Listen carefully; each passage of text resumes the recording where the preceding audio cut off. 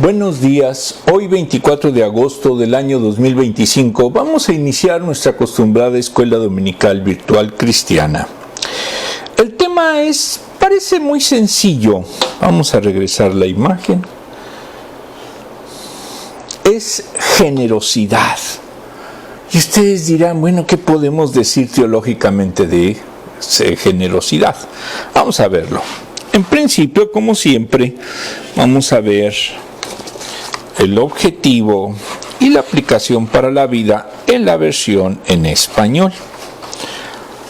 Recordemos que yo uso las dos versiones, tanto la de inglés como la de español, y a veces me gusta más la de inglés, les soy sincero. Muy bien, de Lifeway, ese es el material para adultos de la Convención Bautista del Sur. La generosa gracia de Dios nos mueve a ser generosos. Esta es la idea central. Y ese es el objetivo teológico, que si Dios es generoso, pues nosotros también lo tenemos que ser. Aplicación para la vida. Una familia con varios niños emigró a otro país y al llegar a su apartamento encontraron muchos juguetes que no habían traído. Luego de indagar supieron que esos juguetes los había donado un niño que tan pronto supo que unos niños se estarían mudando para allí y que no tendrían juguetes, decidió darles de los suyos. Ese es un ejemplo grandioso de generosidad, seguramente modelado por sus padres. Dios nos provee todo lo que necesitamos, por lo tanto es necesario que seamos buenos administradores de los recursos que Él nos da. Por un lado, sabemos que trabajamos duro para ganar dinero cada día y por eso queremos usarlo sabiamente para que no se desperdicie y porque cuesta ganarlo. Por otro lado, debemos reconocer que el dinero que ganamos no es solo para nosotros. El Señor nos manda a ser generosos y a dar de lo que se nos ha dado. Si somos de Dios, le pertenecemos con todo lo que tenemos, con todo lo que somos y con todo lo que generemos. El Salmo 24:1. ¿Lo somos? No, la mayoría no es generosa, al contrario. Primero soy yo, después soy yo y al último soy yo. Entonces, diríamos que son pocos los verdaderos cristianos que tienen en su momento la idea de ser solidarios, de ser fraternos. Hay mucho miserable que se llama cristiano o se dice cristiano. En la versión inglesa, la Biblia se encuentra con la vida. Hay que admirar las historias de filántropos, son los que dan dinero. Aquellos que donan grandes sumas de dinero a través de donaciones, fideicomisos y fundaciones. Por ejemplo, Warren Buffett dona el 99% de su riqueza, considerando que en 2023 ganó más de $37 millones diarios. Su promesa de donar el 99% sin duda nos llama la atención. Quizás estés pensando, si tuviera esta cantidad de dinero, también podría ser generoso. Eso suena tan noble y sacrificial, pero si tuviéramos $135 mil millones, el patrimonio neto de Warren Buffett es del 3%, y decidiéramos vivir con un mero 1%, aún te quedaría $1.3 mil millones para sobrevivir. Es mucho dinero para dar, pero eso es lo mismo que ser generoso.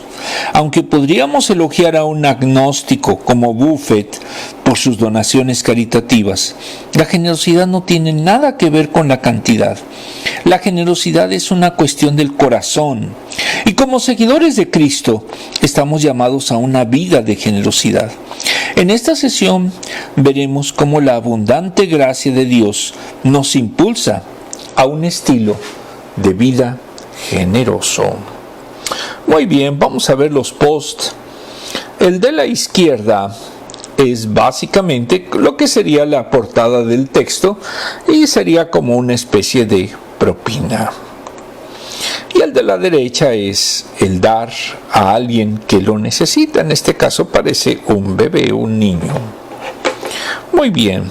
Vamos ahora al texto bíblico. Son solo 9 versículos y parecían muy intrascendentes, pero vamos a ver que no es así. Estímulo a la generosidad. Versículo 1. Ahora, hermanos, queremos que se enteren de la gracia de Dios, que la gracia de Dios ha dado a las iglesias de Macedonia. Recordemos que en Corintios, en medio de las pruebas más difíciles, su desbordante alegría y su extrema pobreza abundaron en rica generosidad.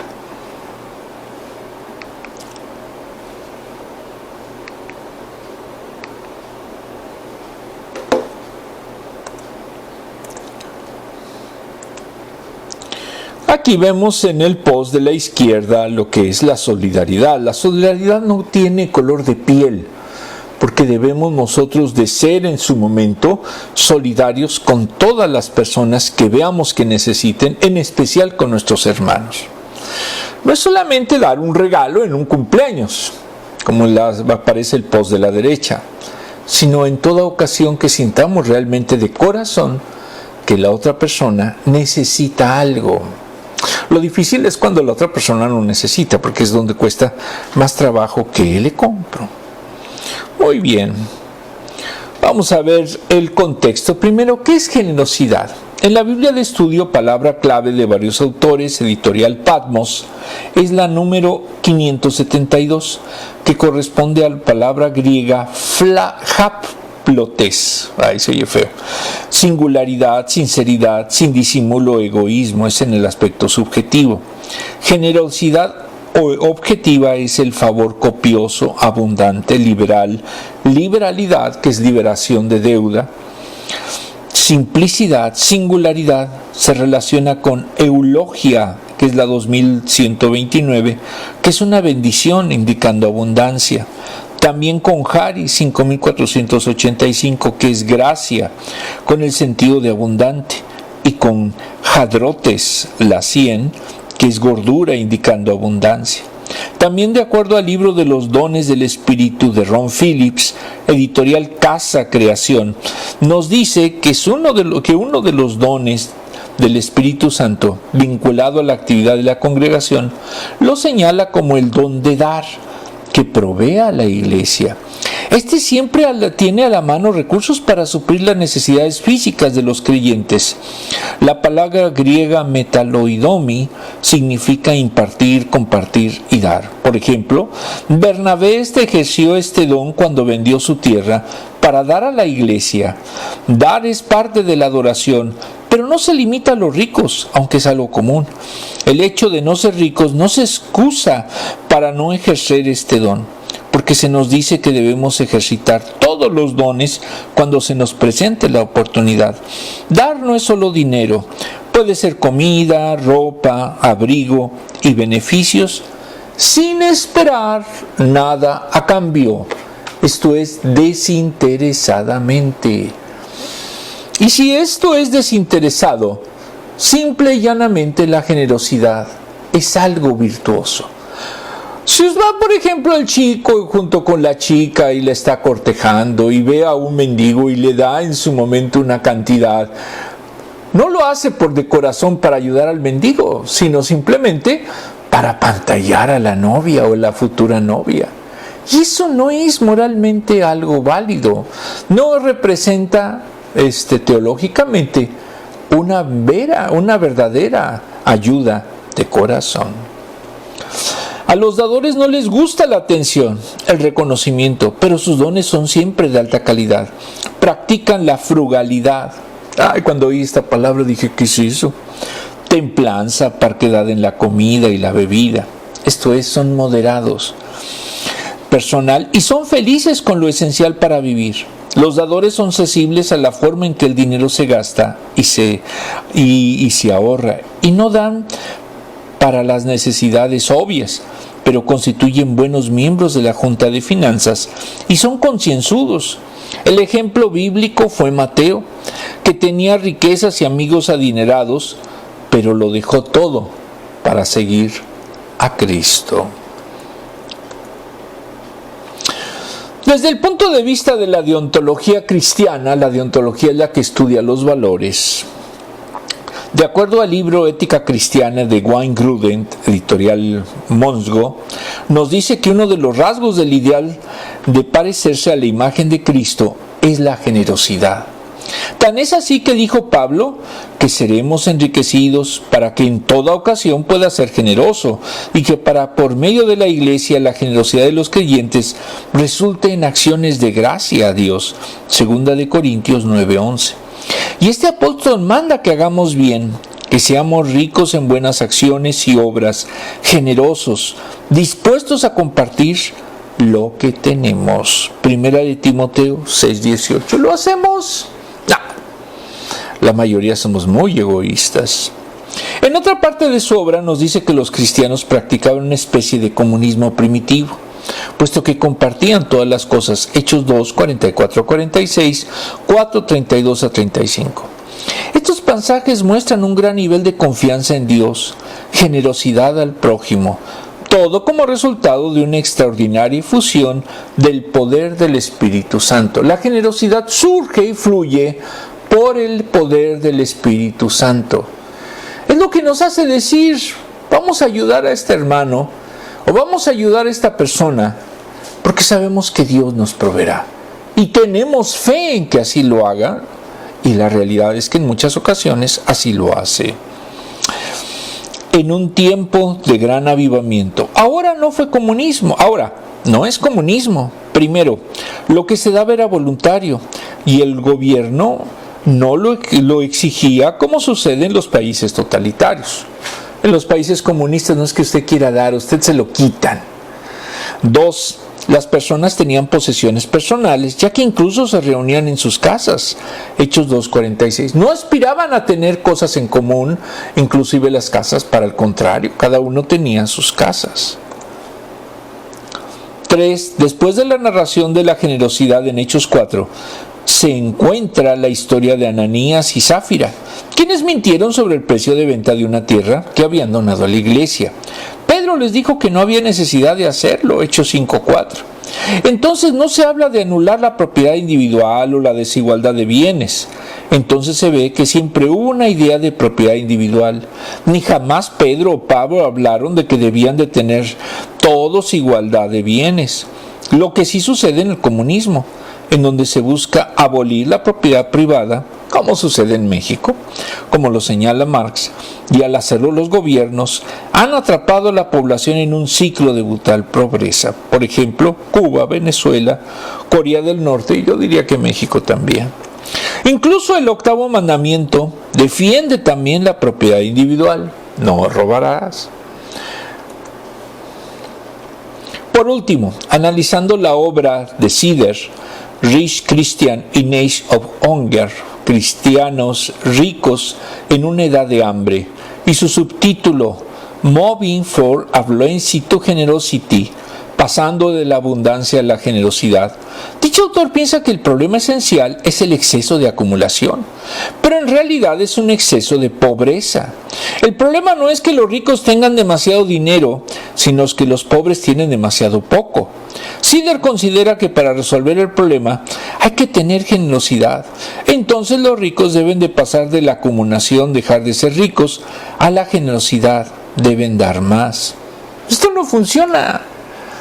Hay por ahí un gobierno en el que está reduciendo los impuestos a los ricos, creyendo que los ricos con su generosidad van a ayudar al país. Pues es un mito. El rico no va a ayudar jamás a su país por la sencilla razón de que lo que busca es acumular. Y entre más tiene, más quiere. En realidad, la solución es aumentar la productividad de los pobres para que tengan trabajos productivos que les recompensen con ingresos estables y suficientes. Entonces, centrarse en la generosidad tampoco consigue llegar al núcleo del problema. Para Grudem, la única solución definitiva para la pobreza es encontrar medidas para que los pobres de las naciones puedan ser más productivos y producir su propia prosperidad. Eso lo logran a través de la educación. Lamentablemente los países pobres tienen dos grandes problemas: La ignorancia, que es una política de Estado, eso se ve mucho en México. Y segundo, la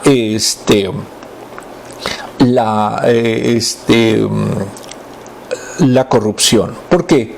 Porque cualquier recurso que se tiene, etcétera, se lo quedan las élites, y eso hace que no haya proyectos productivos, que no se reparta la riqueza y sobre todo que no se genere más empleo. Muy bien, vamos a ver versículo 1. De acuerdo al libro 2 de Corintios de Samuel Pérez Millós, editorial CLIE, los versículos 1 a 6 los titula Principios para ofrendar. En el versículo 4 en el versículo a estudio, nos dice que en el marco de las acusaciones que se hicieron contra Pablo, se analiza la ofrenda. Y para el efecto, escrito a modo de comunicado, os damos a conocer, referente a la situación de las iglesias de Macedonia. Al decir hermanos, refleja una situación afectuosa entre él y los corintios. El tema era la gracia de Dios que se había dado a las iglesias de Macedonia. Estando allí las iglesias de Tesalónica, Filipos y Berea, que son las iglesias de esa región,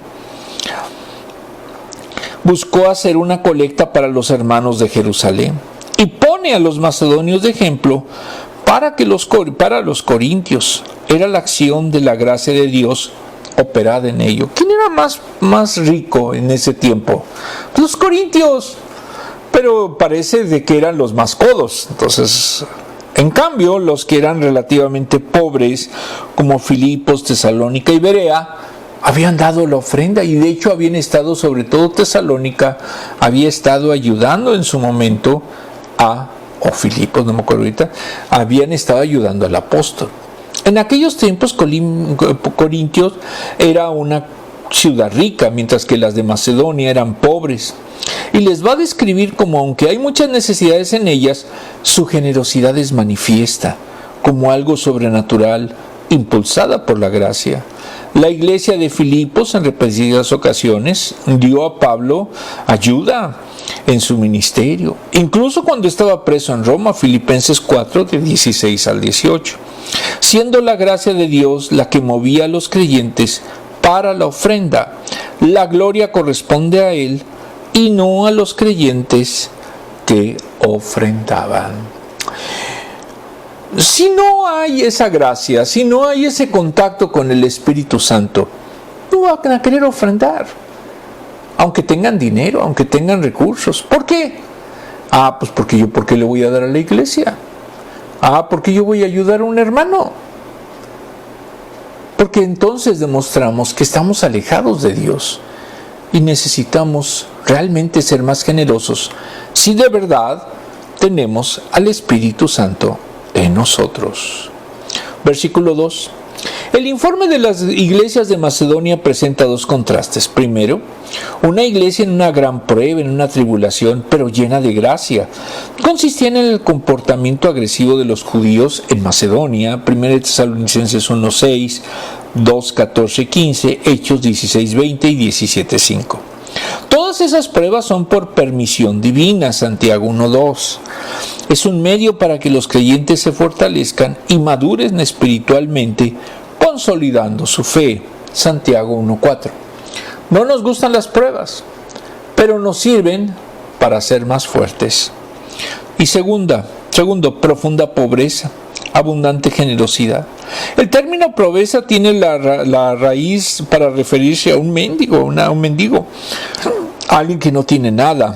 Aquí sería un homeless.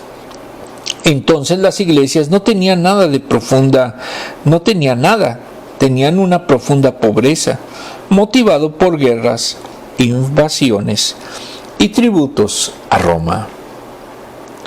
Mientras que Corinto era próspera por estar ubicada en una ruta comercial por sus puertos de Lejaión y Cencrea.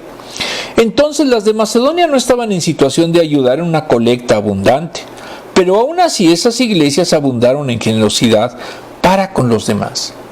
Hay gente muy pobre que ofrenda y ofrenda mucho. Y dice, ¿cómo es posible eso? Reitero, si están imbuidos del Espíritu Santo, eso van a hacer.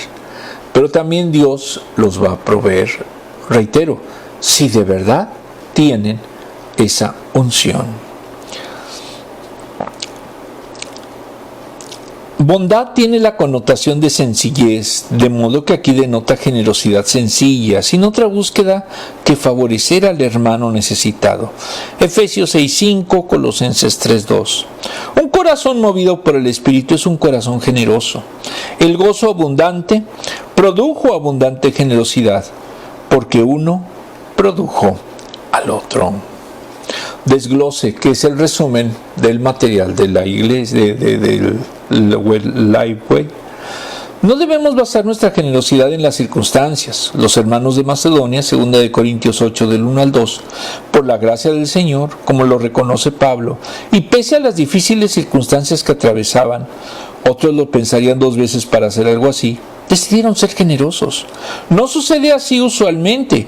Necesitamos sentirnos con suficiente colchón para poder dar. Queremos estar seguros de que administramos bien, pero Dios nos da para que podamos dar. Dios provee para nosotros. Entonces, ¿cómo no ser de bendición para otros? Debemos ser generosos, así como Cristo lo ha sido con nosotros. Si recibimos de gracia, debemos dar, Mateo 18, sin esperar nada a cambio y sin esperar que las circunstancias sean las ideales. Por eso es vital creer y afirmar las siguientes verdades. Primero, Dios nos ha dado gracia para que también seamos generosos. Aparte de las circunstancias particulares que nos encontremos viviendo, si reconocemos la gracia de Dios en nuestras vidas, sin esperar a nada a cambio, nos hace generosos. Pablo intenta comunicar que esas iglesias fueron generosas en medio de muchas tribulaciones, y esto es un indicio de la gracia de Dios derramada sobre ellos. Eran del Señor y lo que estaban reflejando en su actuar. Cuando te das cuenta de esto, no puedes quedarte de brazos cruzados. Debes actuar, no para demostrar que eres de Dios, sino porque la gracia de Dios ha sido una realidad en tu vida. Si usted es una persona miserable que es incapaz de ayudar al prójimo, pues simplemente no es de Dios. Es un mundano cualquiera. A pesar de la tribulación es posible ser generoso y estar satisfecho de tal manera que se evidencie con gozo. Si reconocemos bien lo que Dios ha hecho por nosotros y la bendición de dar, lo podemos hacer con gozo. Más bienaventurado es dar que recibir. Hechos 20:35. Las iglesias de Macedonia la habían pasado muy mal, pero no permitieron que la adversidad les privara de ser generosos, ni que les robara el gozo. Pudieron haberlo para seguir lamiéndose sus heridas, pero comprendiendo la dicha que había en dar, así que dieron con gozo, porque Dios ama al dador alegre. 2 Corintios 9:7. 3. Es posible ser generosos aunque no haya abundancia. No debemos dar porque hay holgura, porque nos sobra. En alguna etapa de la vida, la generosidad es una actitud del corazón, a pesar de sus dificultades. Las iglesias de Macedonia fueron generosas, siendo ejemplo para los creyentes. Aprendamos a imitar lo bueno y no aquello que es conveniente o mejor para nosotros. Vamos a ver las primeras preguntas. Ya saben, la primera es de la versión en español, la segunda es en inglés.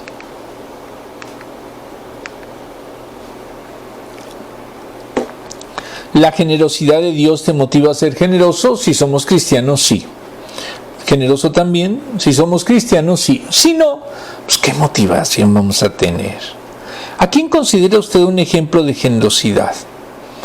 Bueno, pues la verdad es yo consideraría como generosidad en mi caso, a mi esposa, porque ha sido muy generosa conmigo.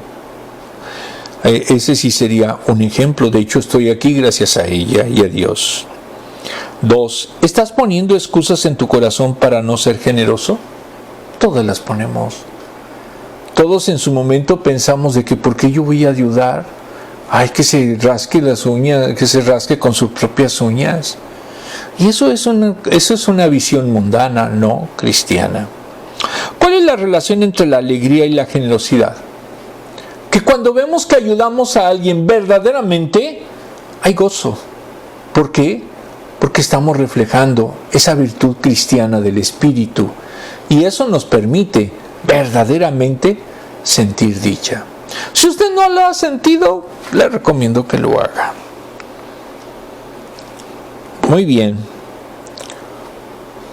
Segunda de Corintios 6 del 3 al 6. 8 del 3 al 6. Soy testigo de que dieron espontáneamente tanto como podían y aún más de lo que podían.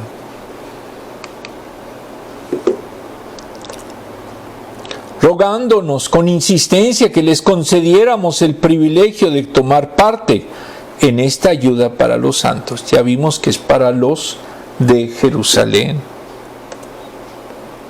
Incluso hicieron más de lo que esperábamos, ya que se entregaron a sí mismos, primeramente al Señor y después a nosotros, conforme a la voluntad de Dios.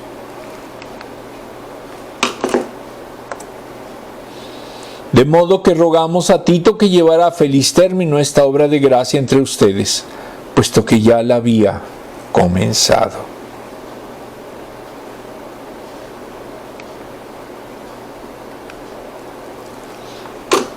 Como lo he dicho, estas imágenes son de Copilot de Microsoft, entonces me agradan mucho y la realidad es que son interesantes. Aquí, lógicamente, el dar también es un acto de adoración. Versículo 3. La primera característica de la ofrenda es dar con sacrificio. Dieron más allá de sus posibilidades, los filipenses, pese a su gran pobreza. Fueron capaces de desprenderse de lo poco que tenían. La riqueza auténtica de ellos era su generosidad. La generosidad implicaba sencillez, haciendo todo aquello por amor y no para ser vistos. En cambio, los fariseos daban mucho para ser alabados. Mateo 6, del 1 al 4. Yo conozco gente así. El sacrificio significa que la ofrenda tiene que sentirse y costarle al hacerla, como en el caso de David y el sacrificio de Arauna. Segunda de Samuel 24:24. No es darle lo que sobre.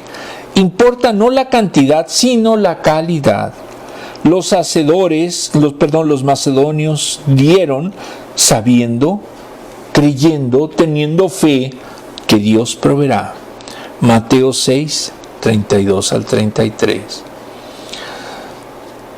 La siguiente característica de la ofrenda es dar con deseo. Pablo les había dicho la situación de los creyentes en Jerusalén. Entonces los de Macedonia le expresaron el profundo deseo de participar en la ofrenda. Era un privilegio, literalmente gracia, una expresión de amor, de entrega hacia los otros. Era considerada como un asunto de comunión, es decir, participaban o se comunicaban con los hermanos necesitados, contribuyendo a solucionar en alguna medida su problema. Los destinatarios eran los hermanos de Judea. Era un servicio, una diaconía, que expresaba la idea de servicio. Es administrar los bienes recibidos desde la posición de un siervo. Es un administrador de los bienes que recibe del Señor. Versículo 5. La cuarta característica es dar espiritualmente. La verdadera ofrenda comienza por la entrega personal del creyente al Señor. Cuando la hay, se manifiesta en generosidad hacia los hermanos. Esta no tiene límite. Primera de Juan 3:16. Si la ofrenda es un sacrificio espiritual, acepto, agradable a Dios, Filipenses 4:18, demanda la entrega personal al realizarlo, Romanos 12:1. Por eso la colecta superó lo esperado y esa dimensión viene de la entrega personal. Si el corazón no está rendido a Dios, la ofrenda será mezquina. Todas las necesidades de la obra serían superables si hubiera creyentes comprometidos con el Señor. ¿Cuántos son verdaderamente comprometidos con el Señor? Pocos. Realmente las iglesias, muchas de ellas se conforman por un pequeño núcleo. Los demás nada más son espectadores, nada más van al club social del domingo, pero no tienen un verdadero compromiso con el Señor. Versículo 6. Exhorta a Tito para que realice un segundo viaje a Corinto. El amor de los macedonios y corintios hace que Pablo vuelva a enviarlo para que realice la colecta a favor de los creyentes de Jerusalén. Era una exhortación para una obra que debía ser terminada. Entonces se puede entender que envía a Tito para que concluya la recolección de la ayuda para los necesitados de Jerusalén, y también puede significar que se empezó esta colecta en Macedonia y la debía de concluir en Corintio. La colecta recibe el nombre de esta gracia. El creyente receptor de la gracia debe ser también canal de gracia para otros. Tito había iniciado la tarea, debía de concluirla. Desglose. Dios quiere que seamos generosos. Proverbios 11:25, 2 de Corintios 9:7, 11, Lucas 6:38. Todo cristiano debe serlo. Si hemos recibido generosamente de Dios, también debemos dar con generosidad. Si amas a Dios, se reflejará en tu trato, en tu amor hacia otros y en tu sensibilidad al dar a otros y a la obra de Dios. Un corazón transformado exhibirá el fruto del Espíritu y no tendrá problemas de ser generoso. La generosidad de las iglesias de Macedonia surgió de su compromiso con el Señor, lo cual marca un gran ejemplo para los creyentes de entonces. Para los creyentes que entendemos esto. Si estás comprometido con el Señor, si le sigues, le obedeces y le sirves, amarás lo que Él ama y rechazarás lo que rechaza. Entonces tendrás la tendencia de ser generoso, no porque te sobre, sino porque estás agradecido, y entonces lo haces con liberalidad, con ganas de ayudar por ayudar. No habrá generosidad si primero no entendemos la importancia de ser comprometido con el Señor, seguirle y servirle. Por eso es vital creer y afirmar las siguientes verdades. Primero, como hijos de Dios debemos ser intencionales en buscar ser generosos, sabiendo que nuestro compromiso con el Señor y su iglesia no puede forzarse y debe hacerse con gozo. Al mismo tiempo, es fruto. Fluirá naturalmente de un corazón agradecido al Señor, sabiendo y reconociendo que no merece nada y que su gracia ha sido con Él. Entonces la persona estará dispuesta a esforzarse por tener el objetivo correcto, porque entiende correctamente y porque le hace feliz saberlo. Sin un compromiso es difícil estar dispuesto a recorrer la milla extra y dar con generosidad. 2. Como hijos de Dios, tenemos el privilegio de ser generosos con nuestros hermanos y tenerlos presentes en todo tiempo. Es una gracia de que Dios de Dios poder participar en el hecho de ser generosos los unos con los otros, satisfaciendo las necesidades y viviendo como el Señor nos usa para proveer para otros. Por eso Pablo, versículo 4, habla sobre participar en este servicio para los santos. Si la generosidad se ve como un compromiso, entonces ya no hay deleite. En cambio, si entendemos lo valioso que es y la bendición que implica, estaremos expectantes para dar. 3. Como hijos de Dios, primero debemos darnos al Señor, y esto hará que tenga lo demás una perspectiva correcta, haciéndonos generosos en el proceso. Dios quiere que seamos generosos, y si lo hacemos, haremos su voluntad. Esto es bueno en verdad, pero lo más importante es que nos entreguemos a Él por completo, sin reservas, sin esperar nada a cambio, antes que a nuestros hermanos. Vamos a ver la pregunta.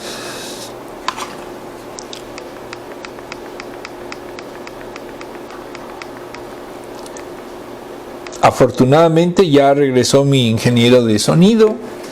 Entonces vamos a ver la pregunta 3. ¿Estás dándote a ti mismo como sacrificio para Dios? La mayoría no lo hace. ¿Para qué? Yo soy yo y ya, los demás no me importan. En la versión inglesa, ¿por qué son importantes nuestras motivaciones a la hora de dar? Porque determina si verdaderamente son de Dios o tiene otra motivación. Yo le voy a dar a esta persona para que después yo le pueda pedir más. Eso no es de Dios, ese es interés. ¿Cómo está la pila? Bien. ¿No está amarilla? No, está verde. Perfecto, muy bien.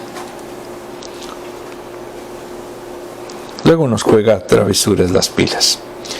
Segunda de Corintios del 7 al 9. Pero ustedes, así como sobresalen en todo, en fe, en palabras, en conocimiento, en dedicación y en su amor hacia nosotros, variante nuestro amor hacia ustedes, procuren también sobresalir en esta gracia de dar. Literalmente Pablo está aquí haciendo una cooperacha para los de Jerusalén y hace todos los argumentos para eso. No es el que esté dándoles órdenes, sino que quiero probar la sinceridad de su amor en comparación con la dedicación de los demás. Ya conocen la gracia de nuestro Señor Jesucristo, que aunque era rico, por causa de ustedes se hizo pobre, para que mediante su pobreza ustedes llegaran a ser ricos. Entiéndanlo, en el aspecto espiritual, los de la abundancia dicen que es literal, pero creo que andan un poquito muy errados. En esta imagen de la izquierda, pues es que debe de haber siempre fraternidad, unión entre los hermanos. Ayer fuimos a un concierto en una iglesia que se llama Dor, que está sobre la Macol, y vimos a una hermana que amablemente nos ofreció transporte, porque nosotros no tenemos coche en estos momentos. Y gracias a Dios esa hermana pues le movió, no el que dijeran, ay, ¿quiénes son esos? No, sino el amor. Y eso es lo importante en una relación cristiana. Aquí vemos de que no importa el color de la piel, quítense eso. Lo importante es ayudarse los unos a los otros. Muy bien. Versículo 7. El autor citado titula los versículos 8 a 15 como propósitos al ofrendar. En el versículo en comento dice que la ofrenda complementaría el patrimonio espiritual de los corintios. Tenían abundantes dones de la gracia, 1 de Corintios 1:5, entre ellos en la fe, que es la raíz de las demás gracias. Y aquí se entiende como una correcta, firme y definitiva manera de vivir del cristiano, Gálatas 2:20. La abundancia de palabras es la capacidad para expresar las verdades bíblicas. El don de discernimiento, conocimiento, es la capacidad de comprender el mensaje, enseñar y discernir. De comprender el mensaje, enseñar y discernir son un testimonio de Cristo, para cuya obra exhorta el apóstol a preservar. El creyente tiene la palabra para exponer y el espíritu para interpretarla correctamente. La palabra diligencia es el celo para desarrollar las actividades propias y necesarias de la comunidad cristiana. Al final de su reflexión es la que alude al amor que tenían los corintios. Tanto las virtudes sin amor son mero ruido que molesta a Dios y a la iglesia. 1 de Corintios 13:1. Ese amor del apóstol y de los corintios eran generados por el Espíritu Santo. Romanos 5:5. Ya vimos que incluso es un don. Exaltó sus virtudes para que atiendan su exhortación y aporten su cooperación a la colecta. Versículo 8. Sus palabras no eran un mandamiento que debía ser obedecido. Lo que buscaba era una expresión del amor desinteresado que se manifiesta en la ofrenda de comunión con los necesitados de Jerusalén. No quiere imponer nada desde su autoridad apostólica. Todo lo que hace lo ejecuta para poder gloriarse en amor sincero de los corintios. Una aportación generosa y diligente sería la mejor manifestación del amor que tenían en cada uno. El verdadero amor no se manifiesta en palabras, sino en obras. 1 de Juan 3:18. No es decirlo, sino manifestarlo en hechos que lo avalan, como es el dar. Para estimular a los corintios, versículo 9, pone la diligencia y generosidad de la dimensión de Cristo. Les hace notar que ellos conocían la gracia de nuestro Señor Jesucristo. La gracia es el favor inmerecido que se recibe de Dios en sí. Es un atributo de Dios. Es una manifestación de su amor y descansa en la gracia y misericordia. Gracia es el amor en descenso. Por eso habla de que se hizo pobre siendo rico. es el amor salvador de Dios, Efesios 2, 8 y 9. Y concluye por la expresión de que por la pobreza de Él llegasen a ser ricos. Esa entrega a la pobreza extrema conlleva a enriquecer a quienes eran absolutamente pobres, verdaderamente miserables. Romanos 8, 16 y 17. Nada hay que pueda ser reservado para quienes son hijos, son herederos de Dios, son coherederos con Cristo. La herencia de Dios es sólo de su heredero, que es Cristo. Pero en unidad con Él, los creyentes venimos a ser uno en el heredero. Por tanto, todo cuanto tiene que ver con la herencia de Él, tiene que ver con la herencia nuestra. No se divide, se comparte por igual entre todos los herederos. Esa es la herencia de los santos de luz. Es el buen pastor que da su vida por las ovejas. Lo hizo voluntariamente, Juan 10, 11, 15 a 18. El amor que empobrece al justo y enriquece al miserable. No se entiende si esto es racional, pero recordemos que estamos en un ámbito espiritual. Contexto, reflexión. Del libro ¿Cómo sería mi iglesia si Jesús fuera mi pastor?, de Pablo Marsigli, editorial CLIE. Vamos a ver el tema Jesús frente a la religión, parte 1. La tesis del autor fue que el ministerio de Jesús fue disruptivo, fue totalmente rebelde y que marcó la historia de la humanidad para siempre. Toda la escritura, desde Génesis hasta Apocalipsis, anuncia, señala, exalta, muestra y atestigua que Jesús es Dios, el Señor y Salvador prometido, que vino para que tengamos vida y vida en abundancia. Y en los evangelios se atestigua que en relación con los judíos del siglo I era totalmente diferente, totalmente distinto Jesús del perfil religioso de su tiempo. Jesús no encajaba dentro del entorno religioso y fue particularmente tensa y conflictiva su relación con los religiosos. Mateo 12, 13, 14, Juan 11, 47, 48, 12 y 19. Fundamentalmente por el alto contraste que provocaba el accionar de Jesús respecto al de los mencionados, quienes terminarían conspirando para que Jesús muriera a mano de Poncio Pilatos, Mateo 27, 18. ¿Quién mató a Jesucristo? Los judíos. Su ministerio era vivir el evangelio desde la perspectiva de Dios. Jesús fue más allá de las cosas o conceptos que parecían sagrados para los hombres, en especial el ritualismo y el legalismo. Todavía sigue siendo esto, existen aún entre los cristianos. Pero eran insignificantes, un mero frontispicio. El frontispicio es la fachada delantera de un edificio, mueble o otra cosa, la parte anterior de la cabeza. Es la página de un libro anterior a la portada, por si no sabían qué era. Para el Señor, lo invisible a los ojos cobró nuevo sentido. Pasó a tener una visión trascendental a tal punto que las personas se dieron cuenta de que es más importante el amor que los sacrificios y la misericordia que los ritos. Jesús se atrevió a amar incondicionalmente a los menesterosos. Yo conozco algunos que los quieren extinguir. Enfermos o endemoniados.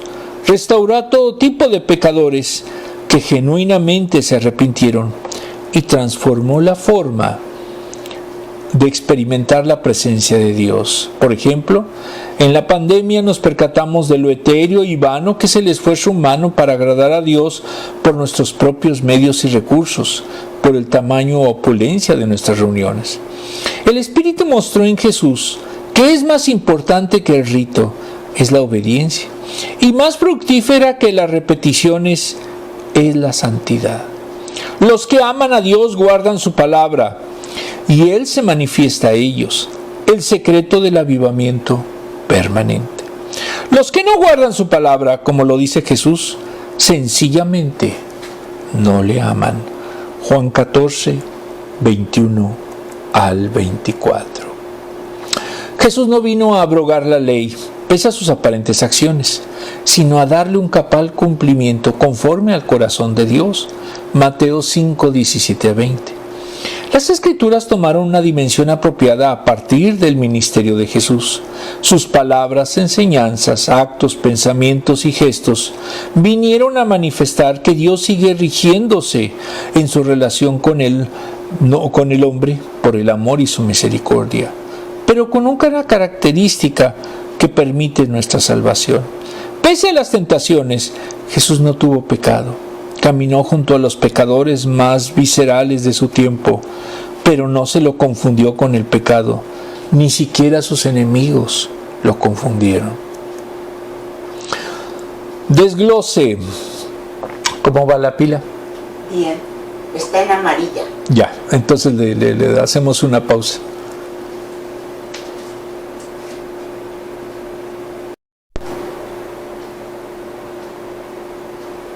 Desglose. Los creyentes estamos llamados a esforzarnos en nuestros trabajos para tener con qué compartir con el que tiene necesidad. Efesios 4:28. Esto no viene de un mandato. Pablo hace ver a los corintios que debe venir de un profundo agradecimiento a nuestro Señor al contemplar su amor hacia nosotros. Generosidad viene de la palabra griega haplotes, liberalidad sincera. Esta generosidad no tiene un motivo ulterior, sino un amor genuino a los demás y en última instancia al Señor. Pablo llamó a los corintios a sobresalir en la gracia de dar. También nos llama a nosotros a ser generosos de la misma manera que Cristo ha sido generoso en su gracia para con nosotros. La manera en que Dios trata a su creación y sobre todo a los pecadores es una evidencia de generosidad de Dios. Él conoce sus dones, Él concede sus dones a los pecadores en la salvación, en la santificación y mediante la venida del Espíritu Santo. Por eso es vital creer y afirmar las siguientes verdades. Primero, debemos abundar en exhibir el fruto del Espíritu, incluyendo la gracia de la generosidad. Si hemos recibido la gracia de Dios, vamos a dar de gracia, porque estamos profundamente agradecidos con el Señor, que siempre anhelamos sobresalir en la gracia de dar, siendo generosos, no para nuestra gloria, sino para Dios. Hay mucha gente que da en la iglesia y ni siquiera quiere que se sepa su nombre. ¿Por qué? Porque verdaderamente están imbuidos del Espíritu Santo. 2. La generosidad del creyente siempre es una respuesta a lo mucho que Cristo nos da, nos ha amado. Por tanto, cada día es una grandiosa oportunidad para que demostremos nuestro compromiso con Él, así como nuestro amor hacia Él y hacia los santos. Hay que buscar arduamente modelar a Cristo en todo lo que hagamos, porque Él me ha dado el ejemplo. Yo puedo seguirlo, no con mis fuerzas, sino con las suyas. Aquí, por ejemplo, recordemos cuando había una multitud de más de 5,000 personas, que fueron 2 veces según lo que dice la Biblia, que les dio pan y pescado. ¿De dónde? Literalmente de la gracia, de su poder. 3. La gracia de Cristo, derramada generosamente por amor hacia nosotros, también nos capacita para ser generosos los unos con los otros. Su amor por nosotros, a pesar de nosotros y nuestro pecado, es el combustible para bendecir a otros, con lo poco o mucho que Dios nos bendice. No debemos tener abundancia de bienes para dar, sino que debemos dar de lo que Dios nos ha dado. Preguntas. Vamos a ver las últimas preguntas.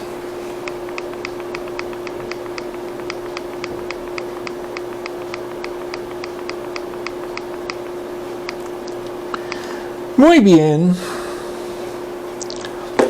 ¿Está respondiendo adecuadamente al amor de Cristo? Si usted verdaderamente da por amor a los demás cuando lo necesitan, sí está respondiendo adecuadamente. Si no, no lo está haciendo. ¿Cómo has aprendido a ser generoso? Viendo el amor de Dios, toda la generosidad que nos ha dado, todo lo que nos ha derramado sobre nosotros, nosotros debemos de ayudar también a los demás. ¿Estás buscando ser generoso como Cristo lo ha sido contigo? Si es cristiano, sí. Si no, nunca lo va a hacer. ¿Qué verdades sobre Dios te animan a ser generoso? Que Dios nos amó a tal grado que dio a su Hijo para que podamos salvarnos. Entonces, nosotros podemos dar, aunque tengamos poco, aunque sea un sacrificio, si de verdad estamos en la senda del Espíritu Santo. Si no, pues nunca va a dar nada.